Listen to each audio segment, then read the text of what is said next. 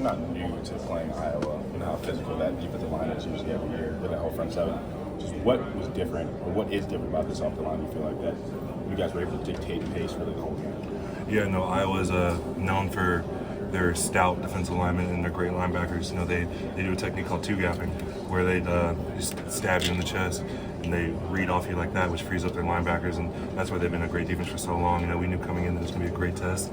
We knew that we had to be a tough unit overall, and so Coach Fry, Coach Kelly, and Coach Drebno, Coach Salini, they gave us a great plan of how we can attack it and how we can take advantage of two-gapping, because it is a hard technique to get after. So we knew that we had our hands full of what we were doing, but we're just glad to be able to execute when we could. Every year, every team needs to find a new identity. You guys have run the ball really well this year.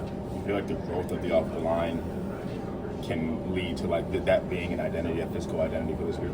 Well, everyone on the offensive line, for the most part, has had a lot of playing experience. So a lot of guys on the line have played a lot of good ball and played football at the highest level. So we knew we had a lot of experience. And the guys who don't have it knew that they're very talented, so they're going to come along with us.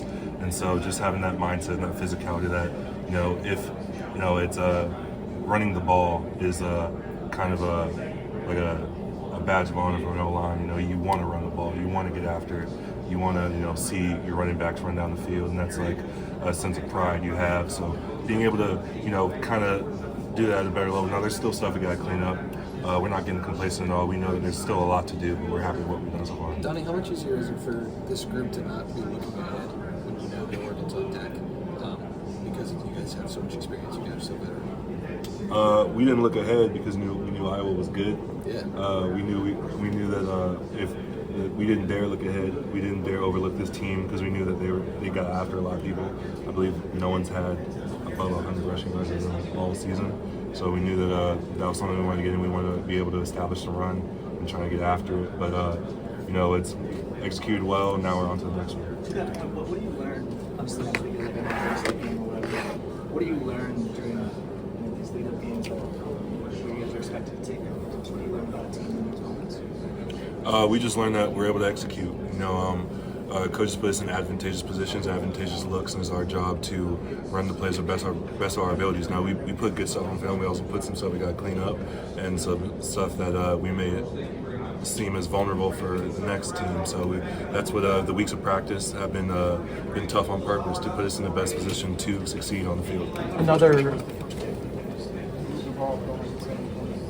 I mean, it's definitely not what we want to do, for sure. But we weren't discouraged because we knew we were getting some good looks. We were getting positive runs. We were getting good looks in terms of spreading the ball out. We just weren't executing and finishing and getting into the end zone. So we knew coming out in half that we just had to finish drives.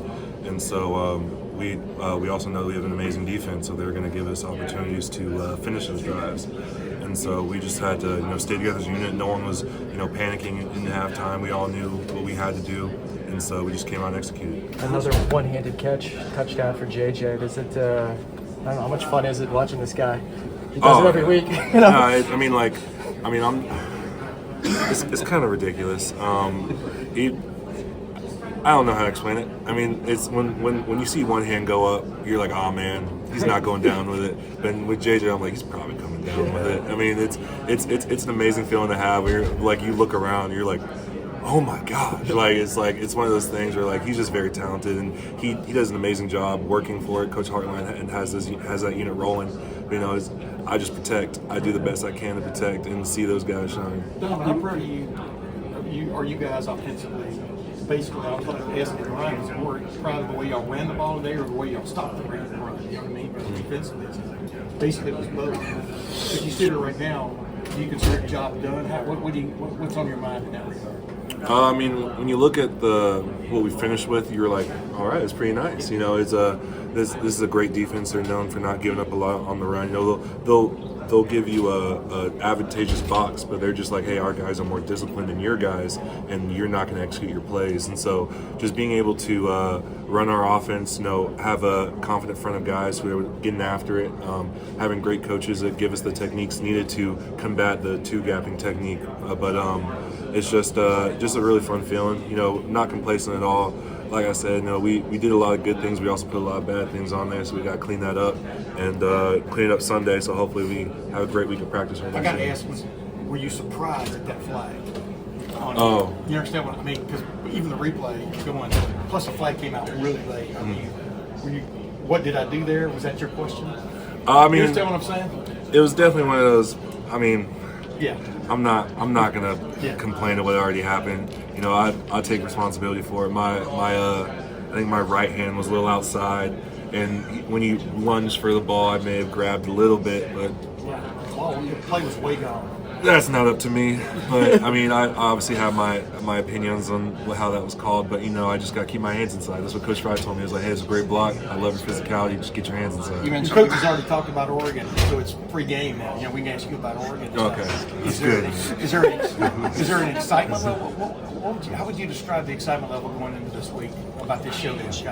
Well, it's one of the reasons you come to Ohio State. Obviously conference realignment helps, but one of the reasons you come to Ohio State that you playing these big games like this. We have great respect for that team. They're well coached and they're doing a great job over there. But we just got to prepare hard and go over there and execute. You mentioned the experience with the offensive line. The game obviously notwithstanding against Oregon. How much does it help in a week like this where the build-up's going to be crazy? There's going to be a lot of attention on this game. How much does that experience kind of manifest Monday through Friday? I don't think we really feel it because we're just kind of locked in our own little bubble. We just know, film study, practice, and rest at that point. And then when we go out there, we just want to execute. You guys have been really dominant in the third quarter this year. What do you think it is about coming out of the locker room that you guys are able to be really strong at the start of the second half? Well, the rule change with the iPads, I think that certainly helps because you can actually see what you did wrong. You can see what you correct. Before, it was like, hey, I think we did this. Let's try to do this. Now we can actually see, okay, this is what happened. Let's try to fix this.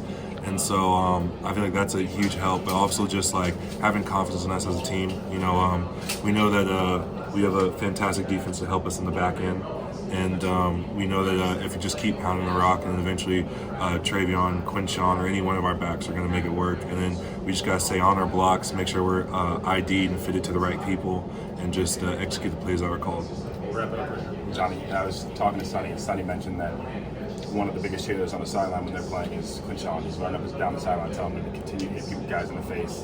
When you guys have been taking pace on the front line, and the defense is also doing that, can you guys feed off each other? Because it seems like the strength of this team, really, it's the growth inside and up front. Can you feed off each other like that? Definitely. For example, if we have a great drive, the first person that comes over is like Tyleek or one of the other D linemen, because we have great battles in practice, so they know what we're capable of. So when we put it on the field, they're like that's what you got to do. And so if we're coming off the side, Tyleek will dap me up, and Coach Jay will come over hey, that's it right there.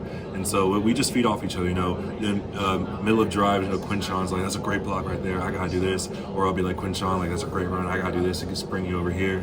And so we're just trying to feed off each other, make sure that we're headed in the right direction in terms of what we're doing, because we know that the coaches are going to put us in the right spot, but it's up to us to execute it.